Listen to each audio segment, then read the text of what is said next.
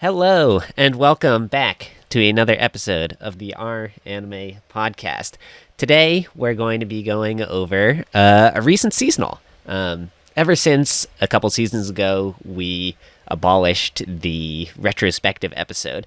We've been trying to figure out some ways that we can still give the proper amount of due to the seasonals that we watched and liked. And this past season, there was one that not a lot of people had their eye on, but those that did, I think, overwhelmingly liked it. And because it started at a weird time, ran for a weird block, it's ended a bit early this season, so we're going to talk about it right now. And that, of course, is Heike Monogatari. My name is Sinrus. With me today, I have a frequent, long-time guest on the podcast, Nix. Hello, happy to be here again. And we also have a newcomer to the pod. This is Aspiring Shoulder. Hey, I am a fetus. Seriously, I swear to God, at one point I'm just going to reveal how old I am, and the two of you are just going to laugh at how young I am. I had no idea, but that will be hanging over me for every future interaction I ever have with you. I'm not that young, I just play it up because funny, but I do tend to find myself right. among elders. Got it. Well, welcome to the podcast. You and I have been talking a fair amount about Heike over the course of its airing. So yeah. I thought that you would make for a good guest to discuss it now that it's over. Yeah, thanks for inviting me. Yeah. So for anybody listening to this who hasn't watched the show yet, maybe you're curious about whether you should check it out. Heike Monogatari is an adaptation of a classic Japanese work of literature.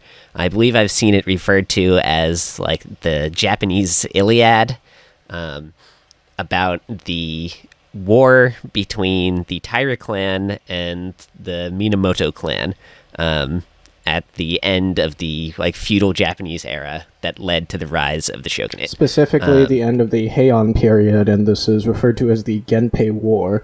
And both clans are referred to with different pronunciations also, because Japanese is weird. Most prominently, Heike for the Taira and Genji for the Minamoto. And I actually found this out just now, that the name of the war, the Genpei War, is actually the combination of Gen from Genji and the Hei from Heike, just modified to be Pei, because that's how Japanese works. So it's just the two clans put together. That's pretty funny. Right. And this adaptation of it was created as the brainchild of legendary director Yamada Naoko, who we are big fans of here on this podcast. However, interestingly, this is, I believe, the first time in her career that she has made an anime with a studio other than Kyoto Animation. And instead, she was working this time with another group that we are big fans of on this podcast, which is Science Saru, the studio founded about 5 years ago by visionary director Masaki Yuasa. And the combination of those very extreme talents, it's like visionary senses of style, has resulted in something that we think is really cool. Yeah, the thing about this entire show is that for something focused on a seminal period of Japanese history and, a big-ass war, it doesn't tend to give that much of a shit, frankly, about the actual war, and focuses instead on people living through the war. And you mentioned that a lot of you guys on the podcast are big fans of Naoko Yamada. This is my first contact with her work, but from what I've heard, a big, traditional, hey, everybody's fighting war story wouldn't have necessarily fit her either, and considering her recent tragic personal experiences, this seemed the best way to tell this particular, centuries-old story. Yeah, that's a good point. I hadn't really thought about now I kind of that wonder in the context what it's like of the Kaioueni fire. I kind of wonder what it's like now for somebody to have Heike as their first interaction, or the first encounter with Yamada Naoko. Because Yeah, I mean, for context, for anyone listening, Yamada Naoko's more famous works are like basically every Kaioani show that people say is really good. Yeah, it's like she did K-On! K-On!, she did Hibike Euphonium, Tamako Market. A Silent Voice, I think. Yep. That's my favorite of hers. She has been. So she is very well known for like much more fun shows. Yeah, but that's the thing, that this show is so kind of different from most things that she's done before, and yet it's still kind of recognizable as something that she put her mark on. Like, personally, like the reason I even started the show, the only reason I even watched it in the first place was because I heard that this was going to be a signed Saru show directed by Yamada Naoko, and that was just like such an outlandish combination that I never thought I would like get to experience. I thought, wow, I mean, I have to see this, and yeah, it ended up being pretty good. Although, yeah, as I said, it's definitely, it definitely has that feeling of being a Yamada Naoko show in the direction, like the when I started watching it, like the first couple of shots were like, shots of feet of people walking. I was like, oh yeah, this is the Yamada Naoko show. The iconic Yamada Naoko foot shots, yeah. Oh god. But she, in addition to just really liking feet, what she's really known for is very expressive, like, body language. In her shots and her animation, and you can see that really clearly in Heike. And one thing that a lot of people pointed out as what makes her and Science Saru such a good combination is that Science Saru's styles, as diverse as they are always very, very loose. They're lower detail, higher expression. Which means that it's very easy to make the characters move very fluid. Yeah, they're very stylized and very expressive. Yeah. Right, which works perfectly with the way she likes to portray emotion. Yeah, the only other Science Saru work I've really had any form of contact with is screen caps of Keep Your Hands Off Eizouken. Also, for all the viewers confused out there, I have a tendency to say English names and do names in Western order, so that's why you'll see me like flip-flop the family names from what Sinrus and Nix is saying. I apologize. Oh yeah, same. But, I mean, Yamada is the family name. I don't know. I just say however it comes to me. Yeah, but with Heike, the simplistic character designs and the low detail atmosphere contribute.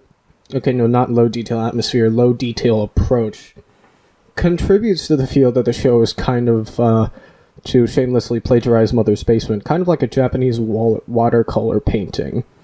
And considering that this is all from the perspective of an adult version of our protagonist passing down this long epic from, frankly, basically the beginning of her life to the beginning of her current life, it works really well.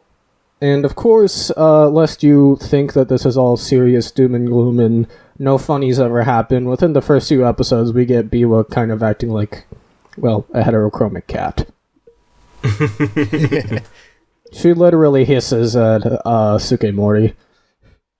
Yeah. True. So, let's talk about Biwa then, because she's an interesting choice for a main character for a show like this. Purely because she is an original character. She's not from the literature. She is not present in the original epic, yes. See, with Biwa, I think what she ended up being was kind of different than what I thought she was going to be, because I like when it began with the whole aspect of Biwa having like a magical future seeing eye, and Shigemori having a magical past seeing eye. I was thinking, okay, these are going to play some kind of role in this, right? And I thought I would just have to accept that this was going to be like Japanese history, like tinged with a bit of something supernatural. But then Shigemori died in like episode 4, and then not much ever really came out of that, all things considered. And also, I thought the fact that, one of the things that confused me a little bit while I was watching the series was getting a grip on like the time that had passed, because there were quite a few significant time skips fairly frequently, especially to begin with. But I was thinking kind of at times I had a hard time sort of grasping how much time had passed because Biwa basically doesn't age, like visually, like her design and stuff. She basically just looks the exact same age. She looks like a young child throughout the entire story. And that Look, sort of she's played by me. Aoi Yuki. Aoi Yuki needs a step stool to reach 5'0". So if anything, that's just authentic to her seiyuu. Yeah, that's the truth. I mean, yeah. But I was thinking that there was going to be something more, elaborated about these, sort of what I thought anyway was going to be like a supernatural element. Like I thought the fact that Biwa doesn't seem to age was, seemed to indicate that that there was going to be some kind of aspect of her, like she was some kind of spirit or something. But no, it's none of that. She's just, yeah. It just ended up really being like she was just this kind of observer at the center of it, who was kind of that kind of this. She carried this theme with her throughout the entire show of like, I can watch, but I can't do anything about it. And I think that's kind of representative of the people who kind of like write stories and tell those stories after the fact, that they were maybe present there, they couldn't do much about it, about any of the situation that was happening, and so they just write it down and pass it on for future generations. Kind of, I don't know. That's kind of the vibe that I got from it at the end. You're right. Biwa does occupy this kind of weird position through a large portion of the show, where she does stand out very dramatically from the action and everything else that's going on, because she doesn't have anything to do with the plot as an individual. And so she's just kind of there for a large portion of it. And I thought where she really started to come into her own as a character was a little bit past the halfway point, where Sukemori, I believe it was, Shigemori's second son, basically kicks her out of the family after Kiyomori dies. And then she's forced to go off on her own a bit, and her focus shifts a bit from just observing what's happening within the Heike to a little bit more of a personal story. Well, it's a lot more of a personal story. I mean, Biwa, even when she first met the Heike and joined Shigemori's household, at the very beginning at least, was pretty enthused by the idea of trying to find her mother. That's the whole reason why the little subplot with the Shirabyoshi happens. And although Biwa doesn't actually find her mother in that instance, that ends up teaching her that just because her right eye can see the future and see people's ends doesn't necessarily mean that the future itself is always going to be unhappy. And it's a little bit weird to consider it from that perspective when you consider that the Shirabyoshi that she met all end up becoming nuns in a temple. But considering the absolute clusterfuck that the Heike have gotten themselves into, and Kiyomori's own hedonism and depravity, that is considered a happy ending, and it's one that also befalls Tokuko, who I believe is Shigemori's half-sister? Hang on. Sister. I'm not sure if it's half-sister, but yes. It doesn't really matter, even if she is. She's the younger half-sister of Shigemori.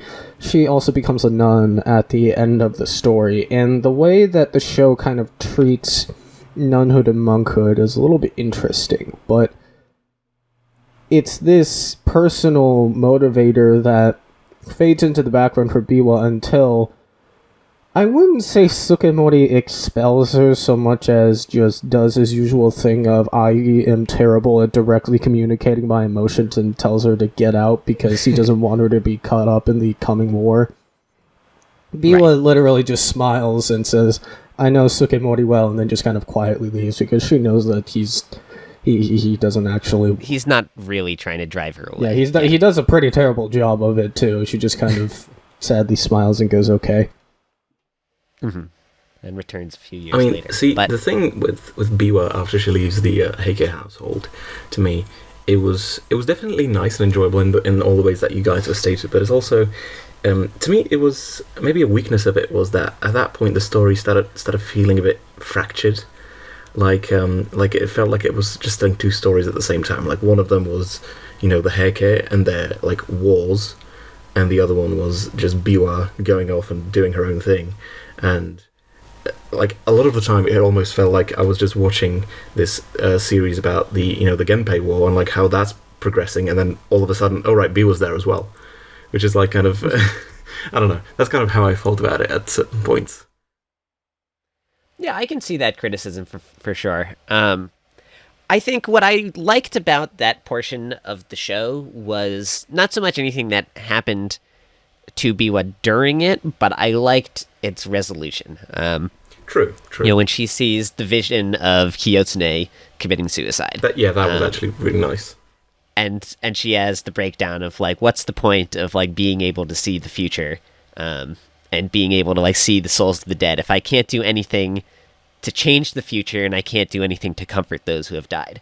And her ultimate conclusion at the end of the show that her purpose can be to act as this observer and to tell everyone's story, I thought hit very strongly.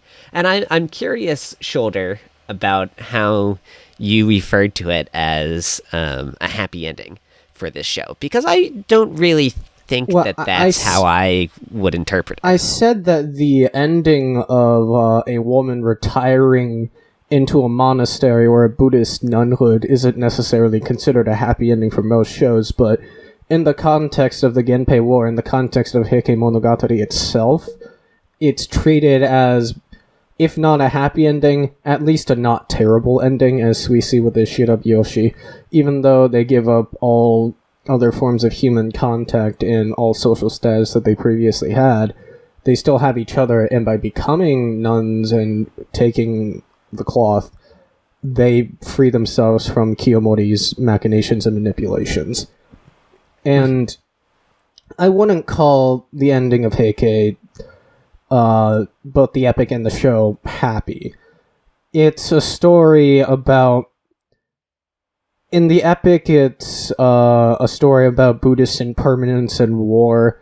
In the anime, it can be argued to be the same thing, plus a theme about grief and seemingly... I wouldn't say loss that comes out of nowhere, but loss that you couldn't do anything to prevent. And the resolution is twofold. It's... Nix, you kind of mentioned that the show felt like two different stories that were being told parallel to each other. The show itself kind of acknowledges that in some of its final scenes, where it shows a metaphor of 5 strings, each of different color, eventually connecting and binding themselves into a single string.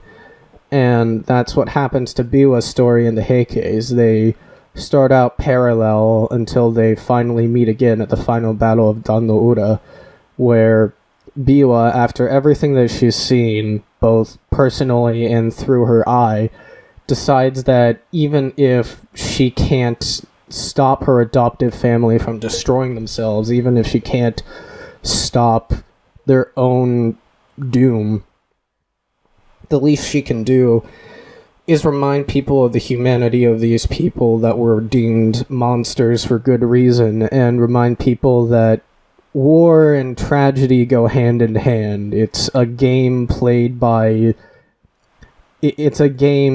played by the older generation with the lives of the younger generation as pieces. And that resolution, along with Tokuko at the end saying that Biwa was the person who taught her that with this grief on her mind and with everything here, the only thing that she can do is pray. I felt that was really powerful. Yeah, I agree. It's a very sentimental show. And because, part of the baggage of it being, a famous work of classical literature in Japan is that it assumes that its audience is going to be familiar with the characters and the story to some degree, and know that most of them are going to die in tragic ways. And so it spends a lot of time on, like, the plot events happen very quickly, and never really off screen, but they get addressed in these like short frenetic scenes. Yeah, like they're scenes of big battles, and they're very cool, but they're very short, and a lot more attention is focused on people preparing for them and then people recovering from the aftermath of them. And interspersed in all of that, it gives a lot more attention to just like the personal lives of these characters. You know, I think there's probably more content in the show of various characters like singing and dancing and playing the flute and reciting poetry than there is of them like doing anything related to the war. True, That's I agree with you, Biwa but like at the same time, I sort of felt like this show. I like the show, right? I did, but like one of the main, I guess, gripes I could have you could say that I had with it was I'm not sure that I liked how fast it all went by.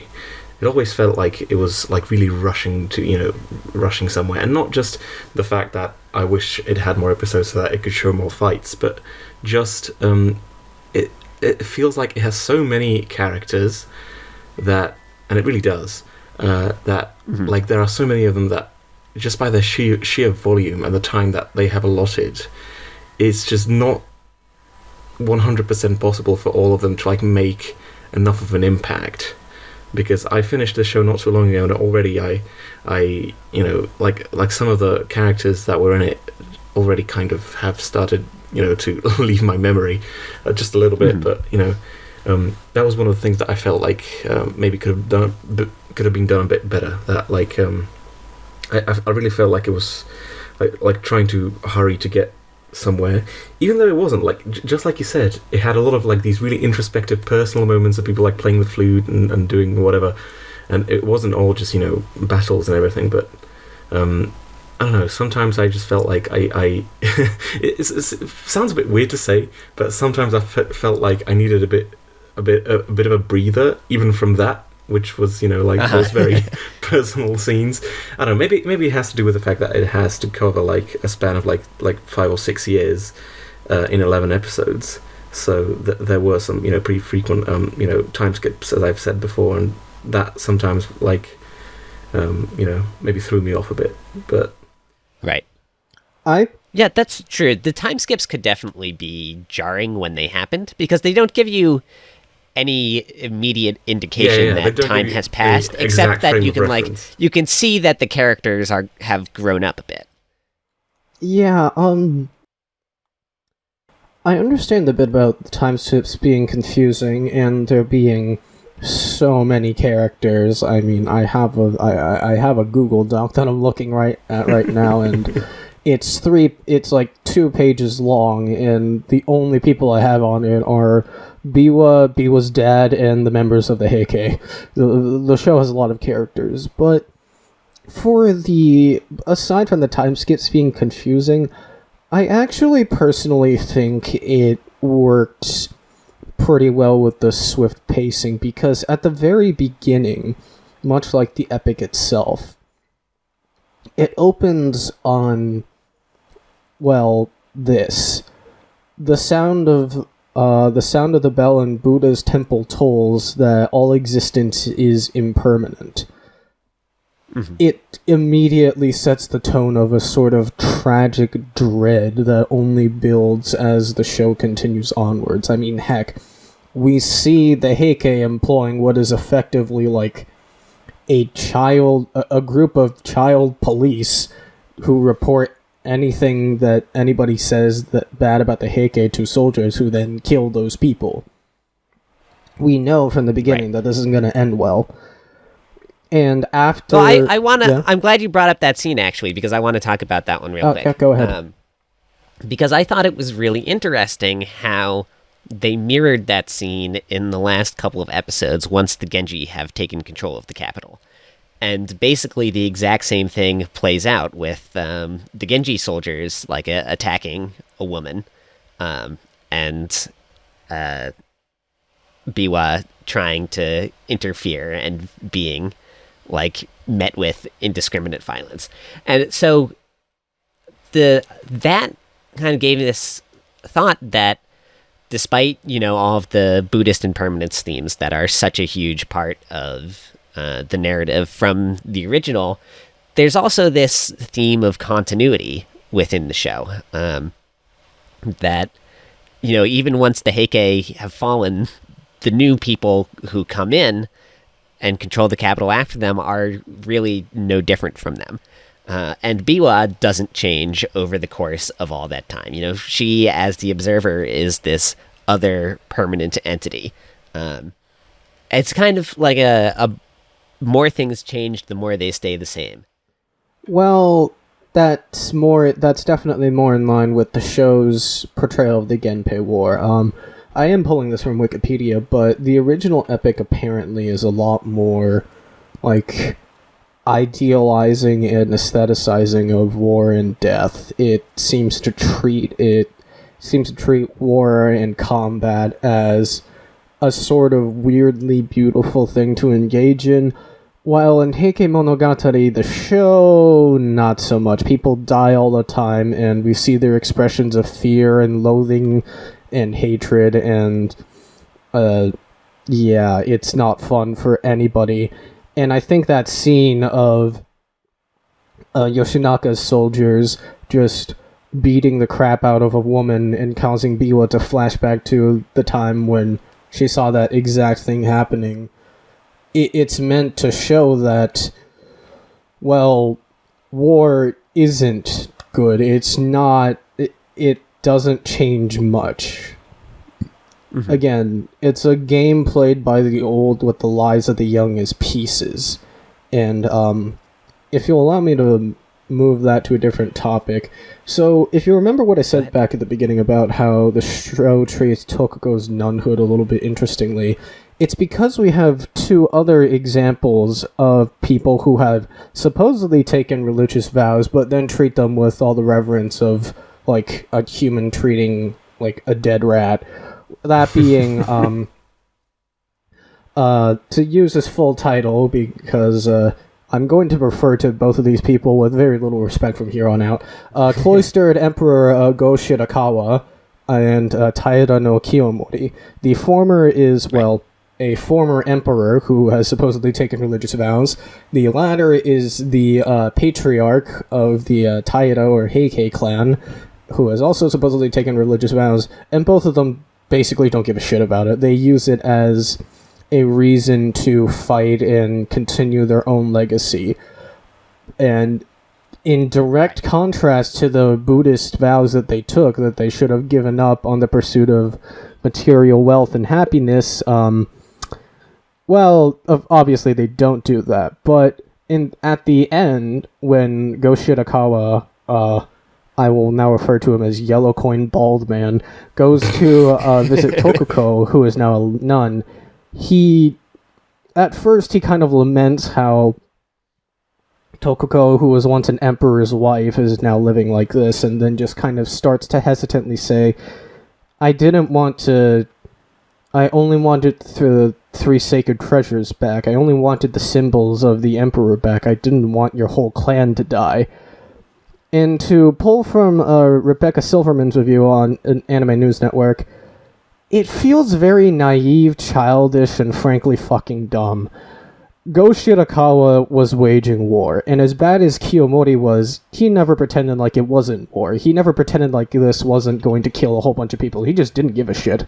Go Shirakawa, meanwhile, is kind of trying to rewrite the story almost so that he isn't responsible for the drowning of an infant child who barely had anything to do with this. And in showing that, in telling Tokuko this, he shows that he never really understood the meaning and significance of any of the vows he ever took, in comparison to Tokuko, who understands now, and it's not a happy understanding, but it's an understanding that the only thing that she can do now, when she has long passed from a position of influence and relevance, is pray that her family makes it into the Buddhist Pure Land and live out the rest of her days as spiritually good as possible. Go Shirakawa and there's himself, an interesting... Yeah, go ahead. There's an interesting moment in that scene, too, that kind of brings this home, when Go Shirakawa visits her and they're served a meal, and it's this very simple, small thing to eat, and he is, like, openly disappointed with it. But Tokuko says something kind of suggesting, like, that, this is the kind of thing that is supposed to be their lot in life now that they've supposedly renounced worldly desire and become a monk and a nun, respectively. Which you correctly pointed out was something that both Go Shirakawa and Kiyomori always just kind of used as a shield. Like, nobody is allowed to harm them directly anymore because they don't have any official power. They've retired and become monks. That's what I wanted to mention as well. Yeah, that right. The fact that Go Shirakawa and Kiyomori both sort of took on these titles, I guess, the monastic vows, and then proceeded to completely disrespect them. I almost saw that as a way of them, like, taking them on just so that they could shirk the responsibility of their position, like, as emperor and as head of this very influential clan. That they were going to take on the monastic vows just so that they can say, I've distanced myself from that, I'm no longer in that position, while in reality still remaining in the background, basically like pulling all the strings, or like at least trying to as best they can, and just so that they can be rid of the actual responsibility. They want the power without the responsibility that comes with it. That's kind of how I saw it. Mm-hmm. And so I'm curious, because Kiyomori is pretty transparently like the antagonist of the story, right? Like, well, for the time period that or he's at least, alive. Yeah, for the period of it that he's alive. He is very clearly acting out of his own self-interest against the interest of the country and everybody else, just trying to accumulate power by putting everyone else down. But do you think that Go Shirakawa is also like a villainous figure within the story? Because I never got that impression from him. You clearly don't remember the scene when the monks were marching on the capital then, because I distinctly remember. So this was back when Shigemori was still alive, and basically a bunch of monks got pissed off, and they tried to march on the capital. When Shigemori gets there, Go Shirakawa just straight up angrily berates him like, "What the fuck took you so long? Why are you only here now? Okay, now get rid of the monks. No, I don't particularly care that you're going to kill them. Just get rid of the fucking monks." And that combined with the fact that he there's this other scene where Sukemori sends a letter directly to Go Shirakawa, first asking his clan to be spared, and then at the end, at least for his own life to be spared. Go Shirakawa just kind of brushes him off and orders the Genji to continue their attack on the Heike. So Go Shirakawa he's one of those villainous figures that doesn't stand out as much because there's a guy who's very similar to him that does his thing only worse. But, well, Kiyomori is dead at that point, so you can very clearly see that Go Shirakawa isn't exactly the best human being ever. Only at the end when Nix, we see him... What did you think about this? Yeah. Were you asking me? I didn't hear that correctly. Yeah, he was asking you. What was your opinion of Go Shirakawa? I think Go Shirakawa, he seems to me kind of like to be... He's definitely not like a good guy, like, not even close really, but he didn't seem to me to be like as mean spirited, I guess you could say, or like to be as power hungry as Kiyomori. I think he was just a really out of touch, like a high class, person. I mean, obviously he was the emperor, and he just didn't. Well, I don't know. I was gonna say he didn't realize like what kind of impact the stuff that he did really had on the people that he did it to. But like, no, I think he did realize. I think he just he just lived his whole life in this in this situation of like being catered for, being in like the most powerful person around. That he wasn't doing this out of any sort of desire. Like as I said before, he wasn't necessarily like power hungry as much as he just wanted to like preserve his own status quo, right? And if he has to step over corpses to do that, then fine, because he's not the one stepping over them anyway. He has soldiers and people for that. And I think wasn't it said that Kiyomori wasn't either Kiyomori or Kiyomori's father like just a soldier who came to great power. So hold on, let me look at the doc. Kiyomori was a warrior. Yeah, so he Kiyomori was a warrior. Yeah, the progenitor of their entire clan, Tairo no Taramori, was his dad, and he was a warrior who was allowed into the court to, with the subtitles translate as perfect gentleman, but almost certainly refers to the Confucian Chinese term junzi. Basically, he became like an official in the court for his martial prowess, despite not actually being too much of like a bookhead himself. Yeah. Right. And so to the point about Goshi, what I was trying to say, that Kiyomori, no matter how you want to look at it, like either Kiyomori himself or Kiyomori's immediate family came to power through power, right? They know what it's like, and Go Shirakawa was just, he was just always the emperor. He was always powerful. So to me, it seemed more like he was just, he just always wanted to like save his own skin and just do whatever he wants, not because of any real malice, but just because that's kind of his mentality the entire life. I don't know. It's notable, kind of how I saw it. I'm on the same page as Nick's here, because I'm reminded too of the early parts of the story where whenever Go Shirakawa shows up, he has great respect for Shigemori, because Shigemori is like a good upstanding guy. And what Go Shirakawa wants to do during that whole part of the story is basically just like let everything run itself. He does seem to be like mostly trying to retire at that point and just like enjoy what was the name of the art form that he likes, the singing.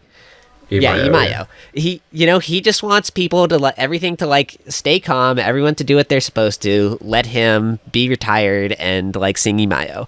And it's only once Kiyomori starts trying to make power moves that goes to the wayside, and his antagonism towards the Taira for the rest of the show is kicked off by the fact that Kiyomori like abducts him, like kidnaps him and brings him like into seclusion as an attempt to like seize control over the throne. Yeah, that I wouldn't say he's definitely entirely out of the picture. At the very beginning, he's kind of contemplating what the consequences of his son's marriage to a member of the Taira is going to be. And he notes that, I forget what the first obstacle was, but he notes in the early beginnings of the show that there are like 3 elements that can disrupt his plans for his own dynasty to continue. I forget the first one, the second was the warrior monks, and then the third and final one was the Heike, which at that point was an unknown entity.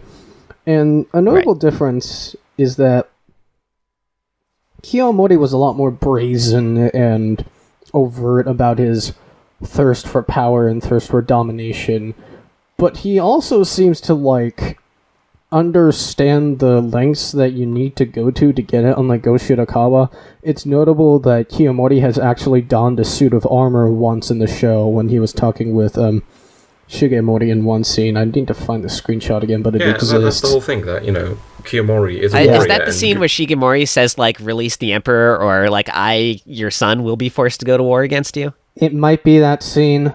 But yeah, it shows that, like, Kiyomori understands the reality of war and what it takes to maintain his power. He just doesn't give a flying fuck.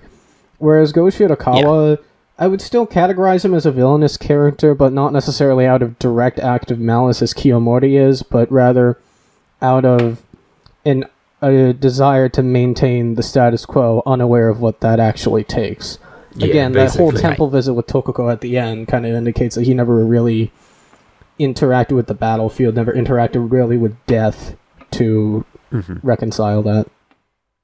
And I think it's interesting, too, on that point. The show doesn't really go into this, but just knowing what happens next in Japanese history, that he, despite being the victor in the war, by any, direct observation would suggest, that attempt ultimately ends in failure because the shogunate is established immediately at the end of the war, and the royal family basically loses all of its power except for as figureheads for the next several hundred years. Yeah. The shogunate becomes a thing, and then the emperor basically becomes a status symbol.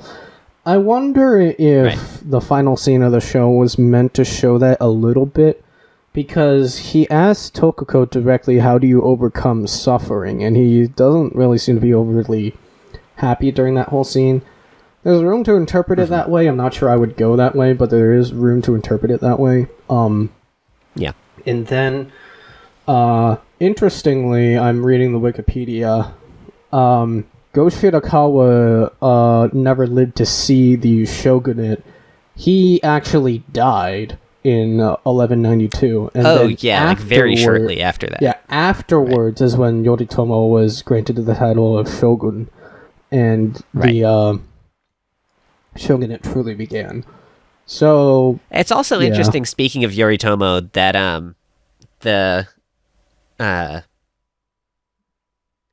some of the members of the Genji are portrayed pretty positively, like Minamoto no Yoshitsune, who's kind of like the hero of the war.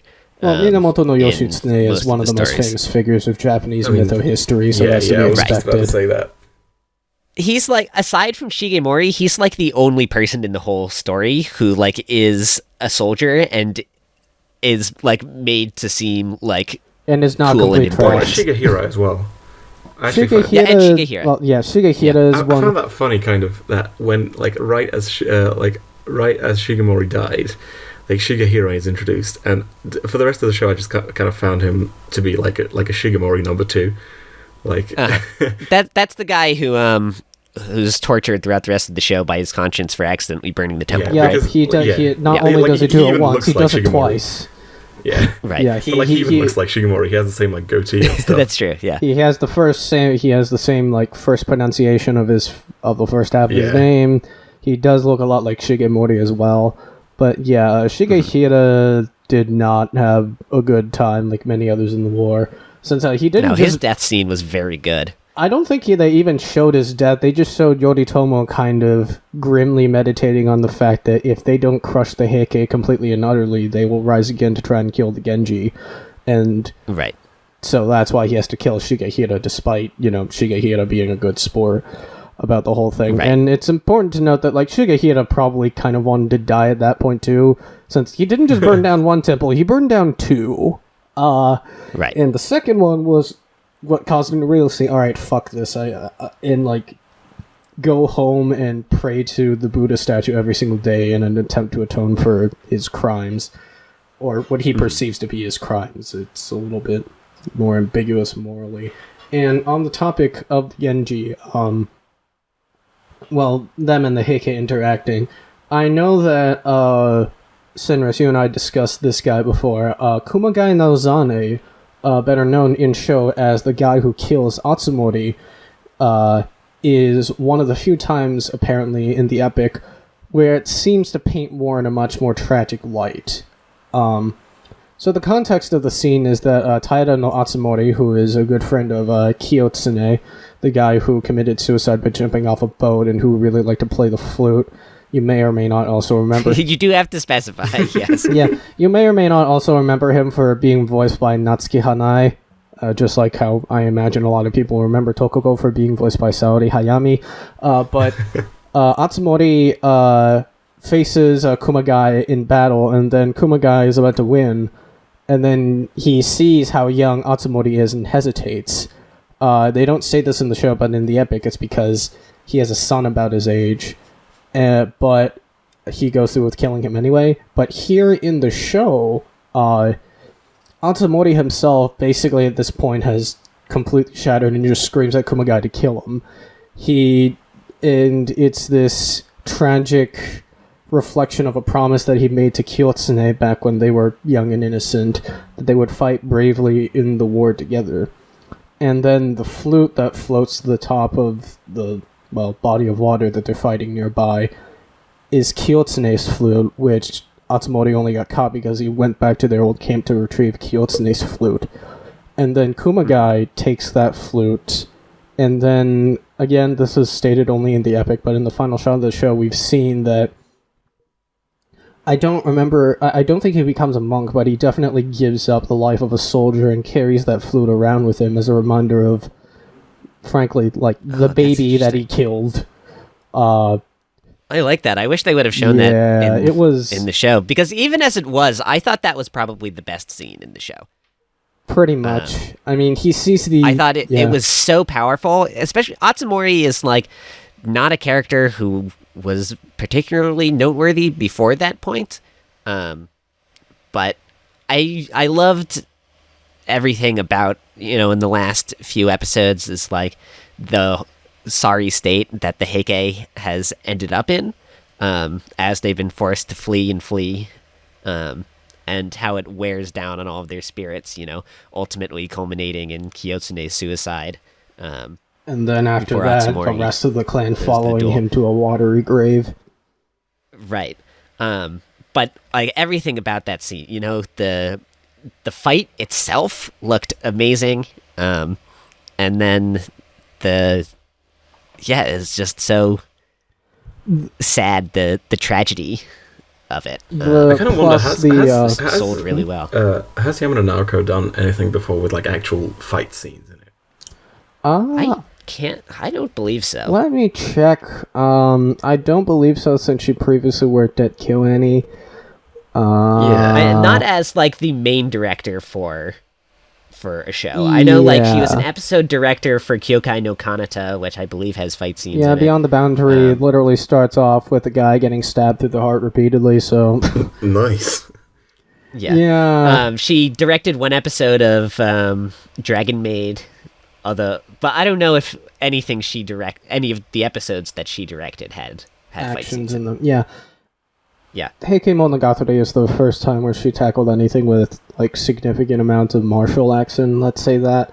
I don't know how much of that was necessarily her specific direction, but either way the fight looked good. But what really got me personally, aside from, everything else about that scene, was the fact that here, instead of the text directly stating that Atsumori reminds Kumagai of his kid, he looks back and sees an army of Genji charging towards them and realizes it would actually be kind of him to straight up stab Atsumori right now rather than let him get trampled over by the horses, and that was pretty fucked up. That's true.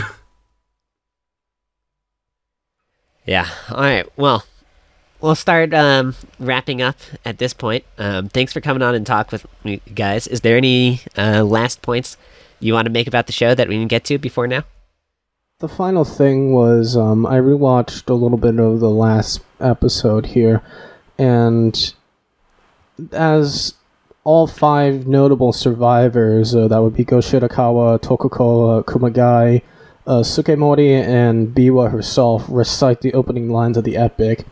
They do that string metaphor, and then it shows an image of all of the Heike playing down in the sea with an imaginary Dragon King palace, and that part hit me like a truck as well.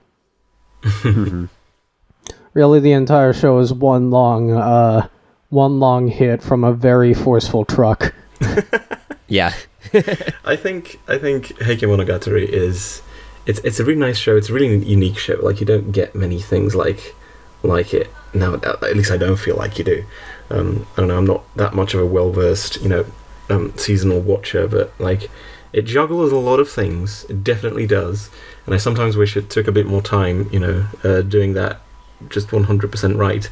Because, until this recording, I barely had any notion of Kumagai even being a character, which is right. Which, I mean, yeah, it's just his name never gets mentioned in the original show. Don't worry about it. That's the thing. But like, that's the thing. And now talking with you, I feel like he should have been. So that's just a gripe that I have personally, which I've already talked about before. But yeah, I mean, this show was nice. I love Biwa, even though like at several points I had to like quite often like pause the episode and like go look up some historical context on Wikipedia, and like did this 3 times per episode. Some people would maybe have an issue with that, but I don't know. I didn't mind it. I'm personally interested in history, so it's up my alley. It's definitely not a show for everybody, I wouldn't say. Look, it's sure as fuck better than Western epic adaptations. Y'all ever seen Troy? I was shown that shit in 7th grade. Yeah, that's a low bar to clear. I was 13, and that was 7 years ago, and I think I am still scarred. Oh, you're not that young. What?